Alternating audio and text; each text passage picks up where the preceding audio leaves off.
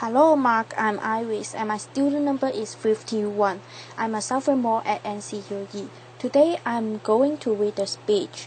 The title is A Warrior's Cry Against Child Marriage and the speaker is Banda. I will begin today by sharing a poem written by my friend from Malawi, Ellen Pure. Ellen is only 15 years old, but when we were going through the collection of poetry that we wrote, I found her poem so interesting, so motivating, so I will read it to you. She entitled her poem, I Will Marry When I Want. Laughter. I will marry when I want. My mother can't force me to marry. My father cannot force me to marry. My uncle, my auntie, my brother or sister cannot force me to marry. No one in the world can force me to marry. I will marry when I want, even if you beat me, even if you chase me away, even if you do anything bad to me. I will marry when I want. I will marry when I want, but not before I'm well educated and not before I'm all grown up. I will marry when I want. This poem might seem odd, written by a 13-year-old girl, but where I am Aline came from. This poem, which I have just read to you, is a warrior's cry. I'm from Malawi. Malawi is one of the poorest countries, very poor, where gender equality is questionable. Growing up in that country, I couldn't make my own choices in life. I couldn't even explore personal opportunities in life. I will tell you a story of two different girls, two beautiful girls. These girls grew up under the same roof. They were eating the same food. Sometimes they would share clothes and even shoes, but their lives ended up differently in two different paths. The other girl is my little sister. My little sister was only 11 years old when she got pregnant. It's a hurtful thing. Not only did it hurt her, even me. I was going through a hard time as well. As it is in my culture, once you reach puberty stage, you are supposed to go to initiation camps. In these initiation camps, you are taught how to sexually please a man. There is this special day, which they call very special day, where a man who is hired by the community comes to the camp and sleeps with the little girls. Imagine the trauma that these young girls go through every day. Most girls end up pregnant. They even contract HIV and AIDS and other sexually transmitted diseases. For my little sister, she ended up being pregnant. Today, she is only 16 years old and she has 3 children. Her first marriage did not survive, nor did her second marriage. On the other side, there is this girl. She is amazing. Laughter, applause. I call her amazing because she is. She is very fabulous. That girl is me. Laughter. When I was 13 years old, I was told, you are grown up. You have now reached of age. You are supposed to go to the initiation camp. I was like, what? I'm not going to go to the initiation camps. You know what the women said to me? You are a stupid girl, stubborn. You do not respect the traditions of our society, of our community. I said no because I knew where I was going. I knew what I wanted in life. I had a lot of dreams as a young girl.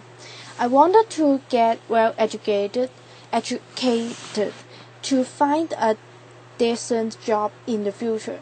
I was imagining myself as a lawyer, sitting on that big chair Those were the imaginations that were going through my mind every day, and I knew that one day I would contribute something, a little something to my community, but every day after refusing, women would call me.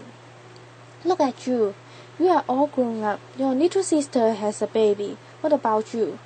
That was a music that I was hearing every day. And that is the music that girls hear every day when they don't do something that the community needs them to do. When I compared the two stories between me and my sister, I said, why can't I do something? Why can't I change something that has happened for a long time in our community? That was when I called other girls just like my sister who have children, who have been in class but they have forgotten how to read and write. I said, come on, we can remind each other how to read and write again, how to hold a pen, how to read, to hold the book. It was a great time I had with them.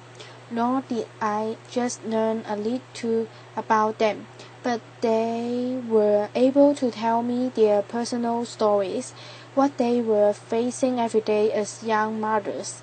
That was when I was like, why can't we take all these things that are happening to us and present them and tell our mothers, our traditional leaders, that these are the wrong things?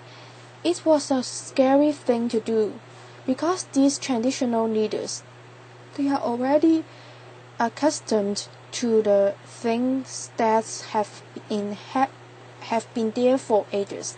A hard thing to change, but a good thing to try. So we tried. It was very hard, but we pushed.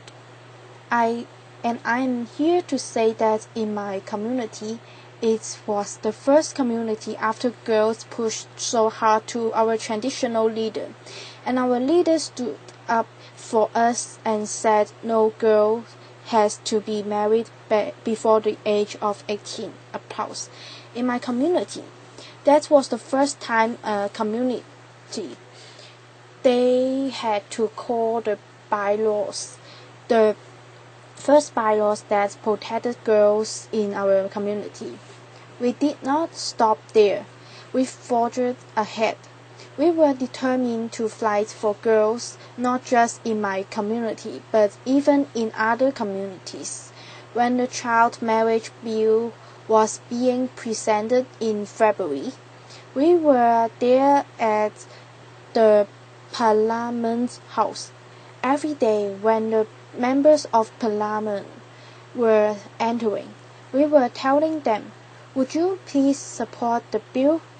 And we don't have much technology like here, but we have our small phones. So we said, why can't we get their numbers and test them? So we did that. It was a good thing, a pause. So when the bill passed, we tested them back. Thank you for supporting the bill. Laughter.